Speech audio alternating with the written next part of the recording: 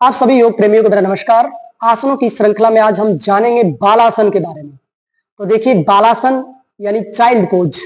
जैसे एक बच्चा होता है, वो बालासन में लेटकर आनंद महसूस करता है, खुशी महसूस करता है, बड़ा अच्छा लगता है उसको। और बच्चा नैसर्गिक तौर पर, स्वाभाविक तौर पर नेचुरली बालासन में लेटता है।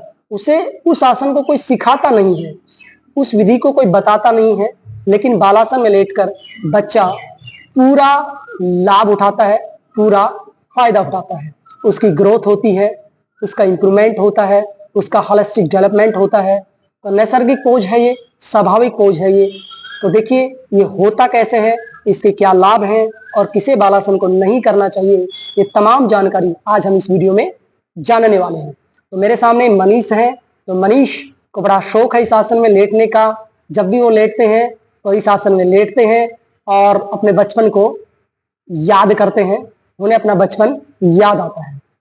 तो सबसे पहले मनीष पेट के बल लेट जाएंगे, क्योंकि बालासन जो होता है वो पेट के बल लेटकर ही होता है। तो सबसे पहले आराम से इसमें आपको पेट के बल लेटना होता है। पेट के बल लेटने के बाद आप श्वासों की गति को सामान्य करते हैं। किसी प्रकार का कोई तनाव नहीं, कोई जल्दबाजी नहीं, कोई जोर जबरदस्ती नहीं करना है। लेकिन ध्यान रहे कि बालासन का अभ्यास हु शुड नॉट कौन न करे।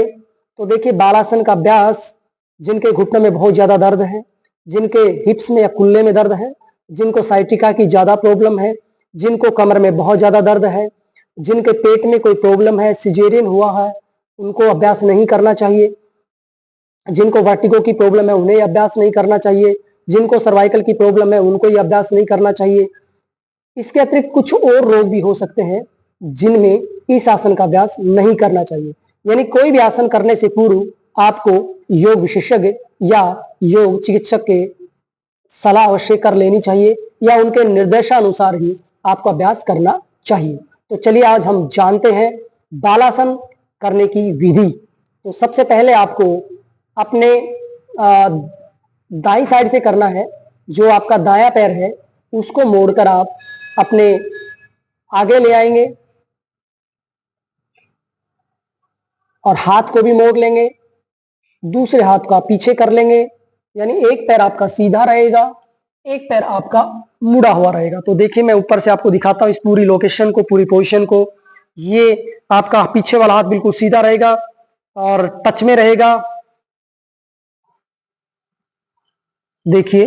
और एक जो पैर है आपका, राइट जो लेग है वो मुड़ा हुआ है और उसी के अनुसार आपका हाथ भी मुड़ा हुआ है। अगर आपको कोई दिक्कत है, कोई परेशानी है, तो आप इस पीछे वाले हाथ को मोड़कर आगे भी रख सकते हैं। यानी इस स्थिति में भी आप अपने आप को रख सकते हैं। तो ये बालासन का एक तरफ का पोज है। इसमें श्वासों की गति सामान्य रहेगी, कहीं भी आपको कोई जल्दबाजी नहीं करनी है, जोर जबरदस्ती नहीं करनी है। एकदम शांत चित्त होकर आपको लेटना है। आगे आपका कान जो है वो बिल्कुल आपके योग मैट से स्पर्श हो जाएगा। इसके बाद आपको धीरे धीरे अपनी स्थिति बदलनी है, यानी वापिस आ जाएंगे और दूसरे पैर से इस आसन को दोहराएंगे।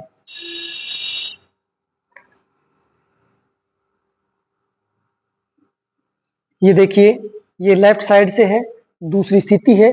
इस पैर को थोड़ा सा हम और खोल लेंगे। ये देखिए, पूरी स्थिति बालासन की। यानी बच्चा जो होता है वो इसी पोस्चर में लेटने की कोशिश करता है, उसे कंफर्ट फील होता है, उसे आनंद आता है और उसे फायदे भी होते हैं। और वो जैसे एक बच्चा होता है माँ की कोख में, निडर होता है, उसे किसी प्रकार का कोई डर और कोई भय नहीं होता है। लेकिन ये जो धरती माँ है, इसके ऊपर मनीष लेटे हुए हैं। तो जैसे बच्चा माँ की कोख में, माँ की गोदी में या बचपन में निडर निर्भय होकर लेटता है, भय मुक्त होकर लेटता है, इसी प्रकार इस आसन में आपको धरती के ऊपर मैट बिछाकर, फर्श के ऊपर मैट बिछाकर अपने आप को समर्पित करते हुए निडर होकर, निर्भय होकर आपको लेटना है। यानी आपके अंदर किसी प्रकार का भय, किसी प्रकार का डर नहीं होना चाहिए। अगर इस तरह से आप लेटते हैं, निडर होकर, निर्भय होकर, तो डेफिनेटली आपको बहुत लाभ मिलने वाले हैं। तो जैसे बच्चा माँ की कोख में निडर, निर्भय होकर लेटता है, उसे किसी प्रकार का कोई डर नहीं होता और उठने के बाद उसके चेहरे पर मुस्कुराहट होती है, स्माइल होती है, खुशी होती है, आनंदित होता है, प्रसन्नचित्त होता है। ऐसे ही इस आसन को करने के बाद आपको भी आनंदित होकर, प्रसन्नचित्त होकर, खुशी के साथ मुस्कुराते हुए उठना है। तो देखिए, धीरे धीरे दोनों पैरों को सीधा कर लेंगे। इसके बाद आप मकरासन का अभ्यास भी कर सकते हैं। इस आसन में तुरंत निद्रा आपको आ जाती है। मकरासन का मतलब आपकी एडी अंदर, पंजे बाहर होते हैं, उसमें पंजे बाहर की तरफ होते हैं, एडी अंदर होती है। ऐसे हाथों को आगे लगा, एक के नीचे दूसरा रख लेते हैं, ये देखिए। और या तो आप थोड़ी रख सकते हैं या जैसे गर्दन को घुमाकर भी रख सकते हैं, ये देखिए।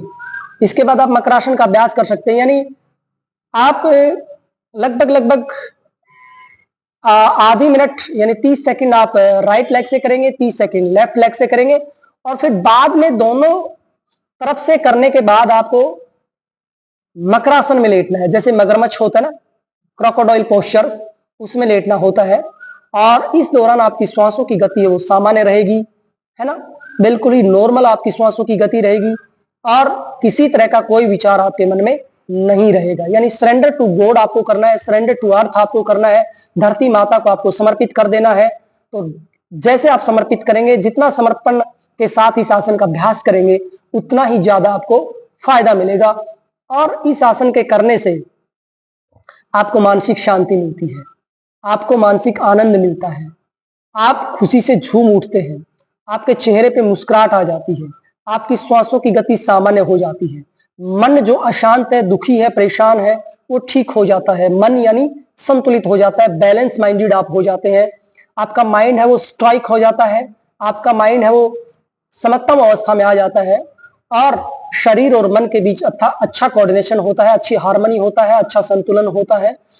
और इस आसन के अभ्यास से अगर आप नियमित अभ्यास करते हैं और आप चाहते हैं कि मैं पुनः अपने बचपन में लौट जाऊं, तो इस आसन का अभ्यास आप जरूर कर सकते हैं। हर आसन के बाद भी इस आसन का अभ्यास आप कर सकते हैं। जैसे मकरासन का अभ्यास आप करते हैं, शवासन का अभ्यास आप कर सकते हैं, ऐसे ही इस आसन का अभ्यास आप अपनी दिनचर्या में शामिल कर सकते हैं। लेकिन ध्यान रखें कि ऐसा नहीं है कि आपने खाना खाया और तुरंत बालासन में लेट गए, ऐसा नहीं होना चाहिए। जब आप आसन करते हैं सुबह सायं, तो उसी क्रम में भी इस आसन को आप जोड़ सकते हैं, क्योंकि ये पेट के बल किए जाने वाला आसन है, ये रिलैक्सेशन पोस्चर है, आरामदायक आसन है। इसे कोई भी कर सकता है, किसी भी उम्र का कोई भी व्यक्ति कर सकता है, चाहे वो बुजुर्ग हो, चाहे जवान हो, चाहे बच्चा हो, है ना, चाहे बीमार हो, चाहे स्वस्थ हो, किसी भी उम्र का कोई व्यक्ति कर सकता है। इसके कोई ज्यादा साइड इफेक्ट भी नहीं है और न ही इसमें कोई ज्यादा रोगों में प्रोबेटेड है। कुछ ज्यादा जो भयंकर रोग है, जो जिनमें घुटने में बहुत ज्यादा प्रॉब्लम है, घुटना मोड़ने में दिक्कत आती है, या बहुत ज्यादा स्थूलता है, मोटापा है, आपको ये आसन करने में परेशानी होती है, तो वो तो प्रोबेटेड है, उनके लिए तो ये आसन थोड़ा सा दिक्कत कर सकता है। हालांकि सामान्य सभी व्यक्ति इस आसन का अभ्यास नियमित कर सकते हैं दूसरे आसनों के साथ। इस आसन के अभ्यास से आपको जहां रिलैक्स मिलता है, आनंद मिलता है, आप प्रसन्नचित्त होते हैं, आनंदित होते हैं, वहीं आपके शरीर में, मन में स्थिरता आती है, यानी रिलैक्स हो जाती है पूरी बॉडी, और आपके जो घुटनों में जो प्रॉब्लम है वो ठीक हो जाती है, आपकी थाई में कोई प्रॉब्लम है वो ठीक हो जाती है, आपके पेट में कोई प्रॉब्लम है वो ठीक हो जाती है, आपकी अगर नाभि फैली हुई है और आपकी धरण डिगी हुई है तो वो भी आपकी ठीक हो जाती है। साथ में आपकी आंतों के जो प्रॉब्लम है वो ठीक होते हैं, गैस्ट्रिक प्रॉब्लम ठीक होती है, जो भी मानसिक रोग होते हैं, यानी तनाव है, अवसाद है, चिंता है, ये सब तरह के जो मानसिक डिजीज है, मेंटल डिसऑर्डर्स है, जो आपकी आदि है वो ठीक होती है। साथ में आपकी गर्दन का, कमर का दर्द भी ठीक होता है, उसमें आराम मिलता है, उसमें आपको अच्छा लगता है। तो इस आसन के बहुत लाभ है। कुछ सामान्य लाभ तो मैंने आपको बता दिए हैं, लेकिन जब आप इस अभ्यास को अपनी दिनचर्या में शामिल करेंगे तो इसके लाभ से सुनकर और इसके लाभ महसूस करके आप खुद अनुभव करेंगे कि इस आसन के कितने लाभ हैं। आप खुद अचंभित हो जाएंगे, खुद आपको लगेगा कि ये सामान्य सा दिखने वाला आसन बहुत ही उपयोगी और बहुत ही महत्वपूर्ण है। तो आज से ही आप इस आसन को अपनी दिनचर्या का हिस्सा बना सकते हैं। आप इसे दिन में 2 बार या 3 बार भी कर सकते हैं। तो अगर आप चाहते हैं कि मेरा बचपन लौट आए, तो उम्र भी ये छोटी करता है। यानी आप अब कई बार होता है ना कि छोटी उम्र का व्यक्ति बड़ा दिखने लग जाता है, तो डेफिनेटली इस आसन के अभ्यास से आप युवा दिखाई देंगे। आपके अंदर बचपन वाले कुछ गुण हैं वो भी दोबारा से आने शुरू हो जाएंगे। यानी आपका शरीर जो है वो सुडौल हो जाएगा, सुंदर हो जाएगा, और आप तनाव मुक्त होकर, चिंता मुक्त होकर, प्रसन्नचित होकर एक बचपन जैसी हंसी, बचपन जैसा आनंद, बचपन जैसी मुस्कुराहट पुनः आप महसूस करने लगेंगे। तो आज के लिए इतना ही। आपके मन में किसी भी तरह की कोई शंका है, कोई डाउट है, या कोई क्वेरी है, या कोई सजेशन है, आपका अभिवादन है, स्वागत है।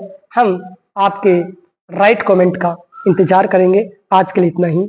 मनीष का भी बहुत बहुत धन्यवाद, हमारा जो सहयोग कर रहे हैं, और आप सबका भी धन्यवाद जो आप इतना लाइक करते हैं, इतना चीजों को पसंद करते हैं। तो आज के लिए इतना ही। आप सबका धन्यवाद।